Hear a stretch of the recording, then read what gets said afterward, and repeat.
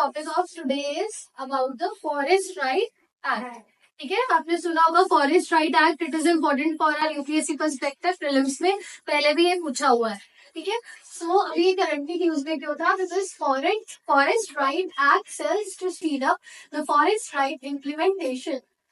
The central government has sanctioned over 300 cells to facilitate the implementation of the Forest Right Act across 18 states and UT. अब actual में यहाँ पे implementation इस act की होगी.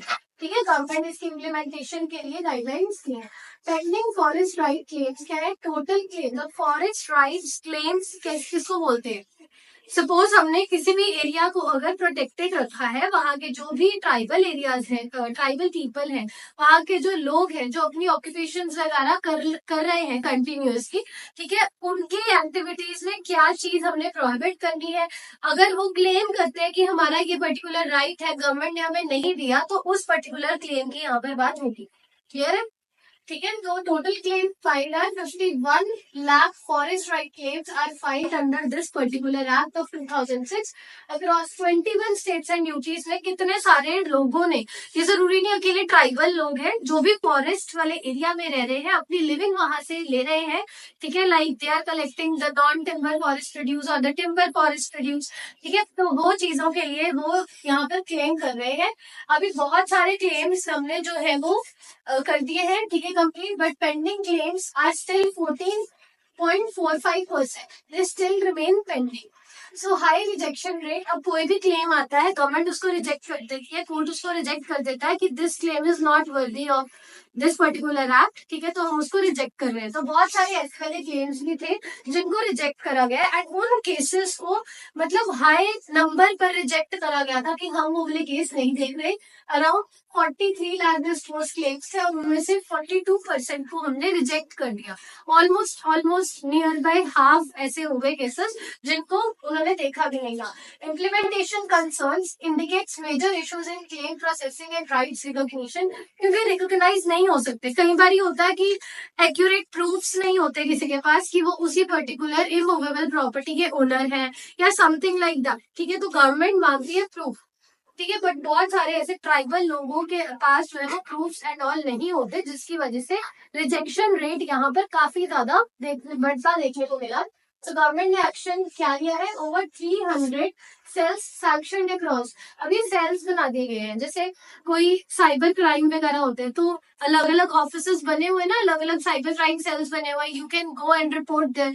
Similarly जिनको भी अब फॉरेस्ट राइट एक्ट के अगेंस्ट क्लेम करना है अपना किसी भी पार्ट को, तो वो क्या कर सकते हैं? इन सेल्स में जाकर अपनी कंप्लेंट वगैरह वो लिख सकते हैं, अपना क्लेम भी वहां पर वो कर सकते हैं.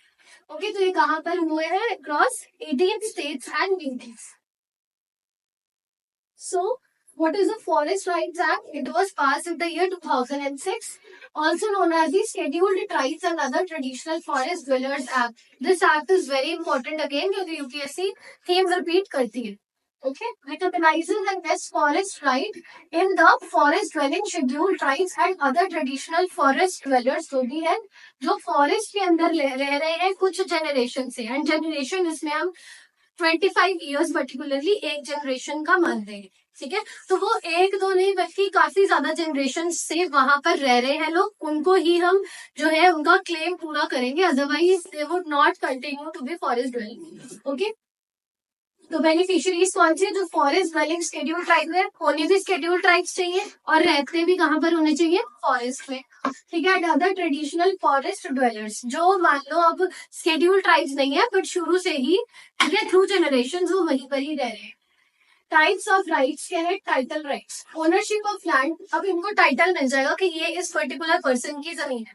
ठीक है, अगर उनके पास ओनरशिप है to 4 hectares under cultivation by tribal families and includes community rights over minor forest produce and other resources. जो भी माइनर फॉरेस्ट प्रोड्यूस हम बेसिकली जो नॉन टिम्बर प्रोड्यूस है उसको बोलेंगे. टिम्बर नहीं यूज करते इसमें. तो यूज राइट्स, ये क्या क्या चीजें यूज कर सकते हैं? सबसे पहली की कंडीशन क्या है? 4 हेक्टेयर्स की मिनिमम इनके पास लैंड होनी चाहिए, उससे कम को ये नहीं मानेंगे.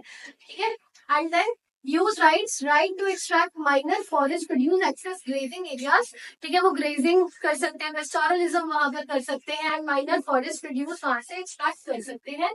सो रिलीज एंड डेवलपमेंट राइट्स इनको क्या मिले हैं? Right to rehabilitation in case of illegal eviction. Illegal eviction मतलब कि जबरदस्ती ही उनका एरिया खाली करा लिया गया. That move out of this forest. तो एकदम से उन लिविंग कम्युनिटीज को कितना हार्म पहुंचेगा एकदम से उनकी लिविंग अगर छीन ली जाए तो, ठीक है.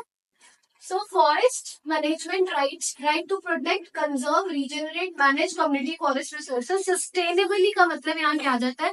आपने यहाँ पर कुछ भी ऐसा नहीं करना जैसे कि पोल्यूशन, माइनिंग, कोई इंडस्ट्री सेटअप नहीं करनी, या टिम्बर जो है ज्यादा एक्सट्रैक्ट वहां से नहीं करना है, ठीक है, जो कि नेचर को इन फ्यूचर हार्म करे, ऐसा कोई काम आपको वहां नहीं करना है. So what are the key factors recognizes both individual and community rights? हो सकता है एक पर्टिकुलर कम्युनिटी, जैसे हमने अभी एक कम्युनिटी पढ़ी है मालधारी कम्युनिटी गिर फॉरेस्ट वाली रेंज में, गिर नेशनल पार्क वाली रेंज में. सपोज वो मालधारी कम्युनिटी है तो वो पूरी कम्युनिटी को हम एक मानकर उनके राइट्स को क्लेम कर रहे हैं. एंड हो सकता है कोई एक पर्टिकुलर इंडिविजुअल है, पर्टिकुलर नेम से उसने अपना क्लेम फाइल करा, ठीक है, वो भी हो सकता है, प्लस कम्युनिटी राइट्स भी हो सकते हैं. Habitat rights declared under ministry of tribal affairs. Ministry of tribal affair oversee करते हैं इस एक्ट को. प्लस ये हैबिटेट राइट्स यानी कि जहां पर वो रह रहे हैं शुरू से उनके राइट्स को एड्रेस करता है. Claims must be approved by राज्य सभा. आपने पॉलिटी में पढ़ी होगी ट्राइबल एडवाइजरी काउंसिल्स वगैरह, शेड्यूल 5-6 में, है ना. तो यहाँ पर ग्राम सभा पहले अप्रूव करेगा एंड उसके बाद आप डिसीजन को कहाँ जाकर अपील कर सकते हो? कोर्ट में. ओके, सो FRA सेल्स क्या है कि डिस्ट्रिक्ट और स्टेट लेवल्स के ऊपर के अंदर जो है वो बिठाए गए हैं. सपोज अगर कोई भी सेंट्रल अथॉरिटी है, डायरेक्ट आपको सेंटर में जाना बहुत ज्यादा डिफिकल्ट होगा कि मुझे इस एक्ट के लिए क्लेम्स करने हैं, तो you can't go to Supreme Court. हर एक इंडिविजुअल कम्युनिटी वहां जाएगी, सुप्रीम कोर्ट के पास ऑलरेडी इतना बर्डन ऑफ केसेस है, तो वो आपका फाइल जो है वो रिजेक्ट कर देगी, है ना. सो सिमिलरली यहाँ पर इसीलिए हमने तभी क्या बनाए हैं? FRA cells. और ये इंपॉर्टेंट बन जाते हैं अगेन, ठीक है, for your clearance. Set up at the district और द स्टेट लेवल. तो अब ये आ सकता है statement, it can not be set up at the district level. True और फॉल्स? फॉल्स हो जाएगा ना, मैंने नॉट बी बोला है. तो they can be set up at the district and state level. Beneficiaries again कौन होंगे? जो फॉरेस्ट पे रह रहे हैं या फिर जो ट्राइबल्स हैं, ठीक है. न्यू स्कीम क्या है? धरती आबा जनजाति ग्राम उत्कर्ष अभियान. ये एक स्कीम का नेम है, ठीक है, जो इसके अंदर आती है. FRA cells under the Dutch Gua scheme. So what is this? Until now the implementation by the states and UTs were through ग्राम सभा. हमने पढ़ा ना कि ग्राम सभा अप्रूव करती है फिर कोर्ट पे अब चले. अब तक यही दिन चल रहा था, ठीक है. बट अब करंट स्ट्रक्चर क्या है? 324 district level FRA cells and 17 state level FRA cells. Total कितने हैं? 18 है, ठीक है. And governed by the GR rules and not by the FRA Act itself. ये जो स्कीम बनाई है इसके अलग से रूल्स है, वो गवर्न करेंगे, ठीक है. ऐसे इसका tribals and gram sabha in document preparation and they will not interfere in the decision making. Madhya Pradesh में सबसे ज्यादा सेल्स है. अगेन कोई बड़ा स्टेट है, यहाँ पर फॉरेस्ट ट्राइबल कम्युनिटी बहुत ज्यादा है, तो इस वजह से यहाँ पर ऑब्वियसली ज्यादा सेल्स है. Then Chhattisgarh. So you have to basically remain मतलब रिटेन करना आपको अपने माइंड में कि ये मेजर स्टेट्स कौन सा है, स्टेट कौन सा है particular, only one you have to learn. तो कौन सा है? Madhya Pradesh. And obviously mains में आपके आंसर एनरिचमेंट में तो आपको 2-3 लिखने पड़ेंगे, बट पर्टिकुलरली प्रीलिम्स के लिए ये आ सकता है कि छत्तीसगढ़ हैज मतलब high number of FRA cells. तो वो रॉन्ग हो जाएगा. आंसर क्या है? मध्य प्रदेश, ठीक है. Funding and budget. फंड कौन करेगा? कहीं सेंटर की स्कीम है तो सेंटर फंड करेगा, वाया ग्रांट से गेट देगा. What is this? धरती आबा जनजाति ग्राम उत्कर्ष अभियान. ये जो स्कीम है ये लॉन्च हुई थी अक्टूबर 2024 में as a central sector scheme. Centrally sponsored and sector में क्या डिफरेंस है? स्पॉन्सर्ड होता है कि जो सेंटर है वो ज्यादा पैसा दे रहा है, प्रोवाइड कर रहेगा, बट सेक्टर मींस कि दोनों इम्प्लीमेंटेशन अलग अलग करेंगे, स्टेट्स भी अपना जो है वो कंट्रीब्यूशन देंगे. This is the central sector scheme. तो ये पूछा जाता है प्रीलिम्स में, सेंट्रली स्पॉन्सर्ड है या सेंट्रल सेक्टर है, ठीक है. So it is central sector scheme. Purpose is to improve tribal welfare in the tribal dominated villages. Bring together 25 interventions. Leave this. Just आपको क्या याद रखना है यहाँ पर, किसका मेन पर्पस क्या है? ट्राइबल वेलफेयर करा. focus includes a component to accelerate the implementation of the Forest Right Act को क्या कर रहा है, ये implement कर रहा है. And concerns क्या है, it may act as a parallel mechanism outside the FRA framework, risk of weakening the political rule. अब कोई अगर चीज सेंटर में है तो हमें पता है कि वहां पर करप्शन इतनी ज्यादा वाली नहीं होगी.